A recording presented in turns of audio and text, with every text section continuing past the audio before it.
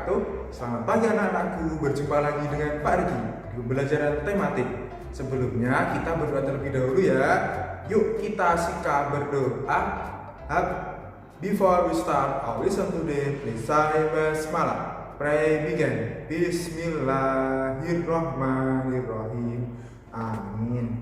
Anak-anakku, hari ini kita akan belajar subtema 2, pembelajaran 1. Apa ya materinya? Materinya yang pertama kita akan belajar implementasi sila kedua.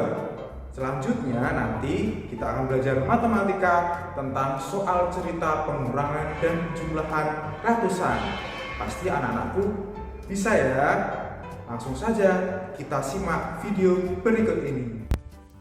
Assalamualaikum warahmatullahi wabarakatuh. Hari ini kita masih belajar tema 1 ya anak-anak ya. Tema 1 mengenai pertumbuhan dan perkembangan makhluk hidup. Masih di subtema 2, pertumbuhan dan perkembangan manusia. Nah, pembelajaran 2 hari ini Bunda akan menjelaskan yang pertama mengenai pengamalan Pancasila sila kedua. Yang kedua, penjumlahan dalam bentuk soal cerita. Sudah siap belajar? Oke, kita mulai ya.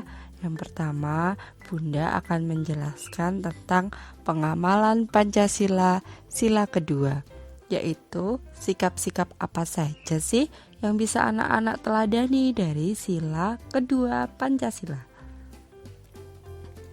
Oke, sebelumnya ada yang tahu bagaimana bunyi sila kedua, yo? Iya, benar sekali. Bunyinya adalah kemanusiaan yang adil dan beradab. Nah, simbolnya bisa anak-anak lihat seperti itu ya, seperti gambar rantai. Simbol sila kedua Pancasila seperti itu, anak-anak bisa lihat.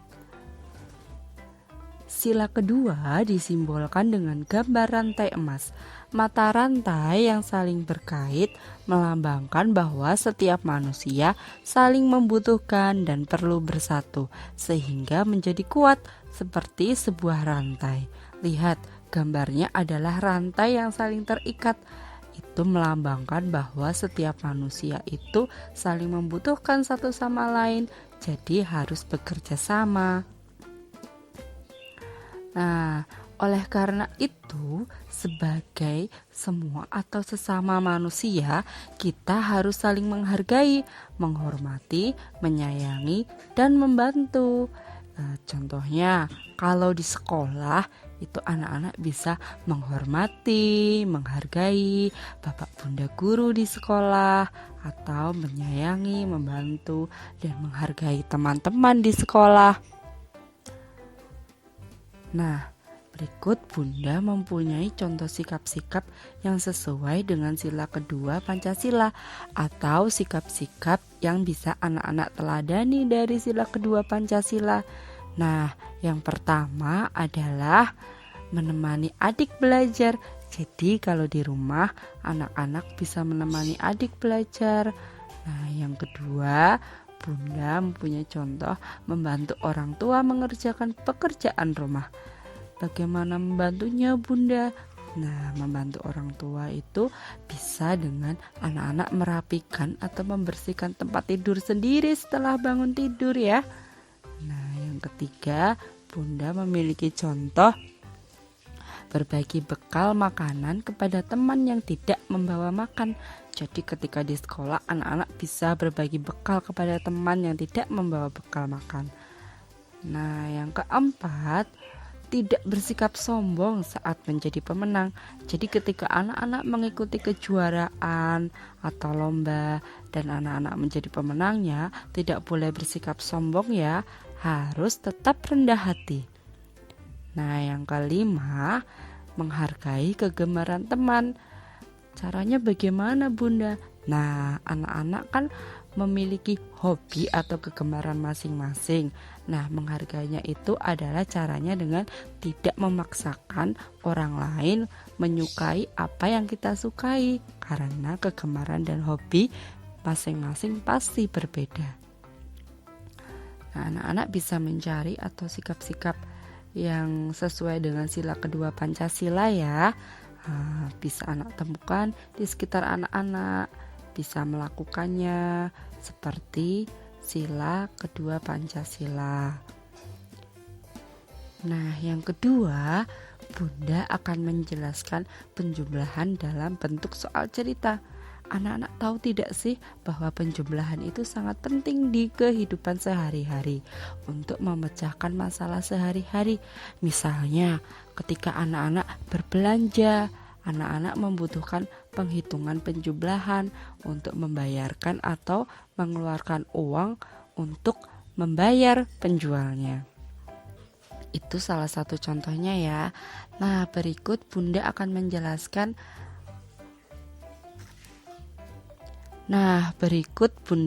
menjelaskan tentang bagaimana cara mengerjakan soal penjumlahan dalam bentuk cerita. Ada 3 hal ya yang perlu anak-anak perhatikan. Yang pertama, bacalah soal dengan seksama. Jadi anak-anak harus membacanya dengan seksama dan teliti. Nah, yang kedua, pahamilah hal yang diketahui dan hal yang ditanyakan di dalam soal. Jadi anak-anak harus bisa mengetahui apa yang diketahui di situ dan apa yang ditanyakan di dalam soal. Nah, yang ketiga, buatlah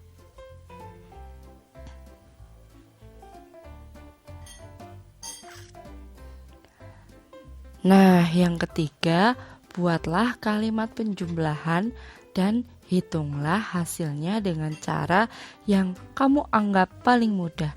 Jadi setelah anak-anak menuliskan yang diketahui dan yang ditanyakan, anak-anak membuat kalimat penjumlahannya yang berbentuk angka saja. Kemudian hitunglah hasilnya dengan cara yang kamu anggap paling mudah. Bisa menggunakan penjumlahan bersusun panjang atau penjumlahan bersusun pendek.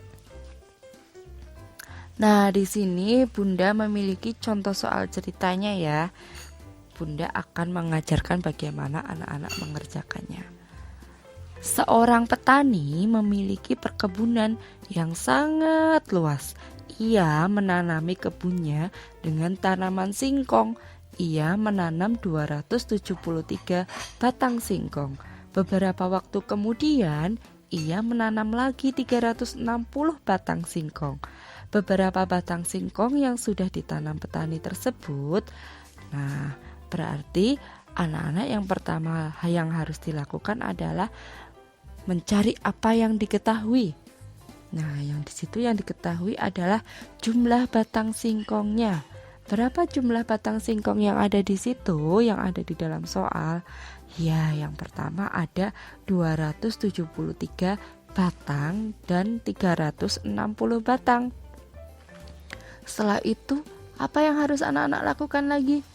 Benar sekali, menuliskan apa yang ditanyakan. Nah, apa yang ditanyakan di dalam soal itu? Iya, yang ditanyakan adalah jumlah batang singkong yang sudah ditanam. Setelah itu anak-anak buatlah kalimat penjumlahannya. Kalimat penjumlahannya adalah 273 ditambah 360 sama dengan titik-titik. Di sini Bunda menggunakan penjumlahan bersusun pendek ya. Ingat, letakkan nilai satuan dengan satuan ya. Puluhan dengan puluhan, ratusan dengan ratusan.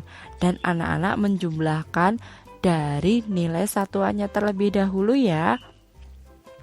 Di situ yang menempati nilai satuan itu ada 3 dan 0. Jadi anak-anak jumlahkan 3 ditambah 0 sama dengan 3. Yang menempati nilai puluhan adalah 7 dan 6. Jadi anak-anak jumlahkan 7 ditambah 6 sama dengan 13. Nah, kalau hasilnya puluhan, anak-anak cukup menuliskan angka satuannya saja, yaitu angka 3. Kemudian angka satunya disimpan sebagai nilai ratusan. Anak-anak bisa menuliskan angka satunya di nilai ratusan, yaitu di atas angka 2 ya. Itu yang Bunda beri warna hijau, angka 1 warna hijau. Kemudian anak-anak jumlahkan seluruhnya, yaitu 2 ditambah 3 ditambah 1 tadi nilai simpanannya itu sama dengan 6. Nah, ketemu hasilnya 633. Jadi hasilnya adalah 633. Maka kesimpulannya jadi jumlah singkong yang sudah ditanam petani adalah 633 batang. Nah, bagaimana anak-anak? Mudah bukan cara mengerjakan penjumlahan dalam bentuk soal cerita?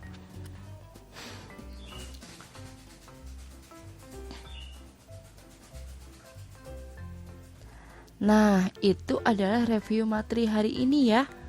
Berikutnya apa ya? Silakan anak-anak mengerjakan kuis yang sudah Bunda sediakan ya. Oke. Semangat ya, anak-anak pasti bisa mengerjakannya. Karena anak-anak pasti bisa.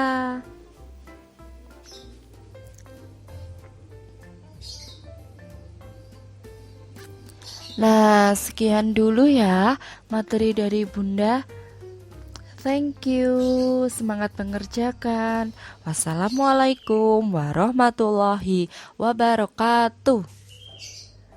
Nah, bagaimana dengan pembelajaran hari ini? Mudah sekali bukan? Pasti anak-anakku lebih paham daripada tadi tentang materi implementasi sila kedua dan soal cerita.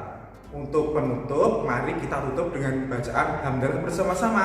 Alhamdulillah. Mungkin itu saja yang dapat Pak Riki sampaikan. Kurang lebihnya mohon maaf. Wassalamualaikum warahmatullahi wabarakatuh. Semua anak di teladan hebat.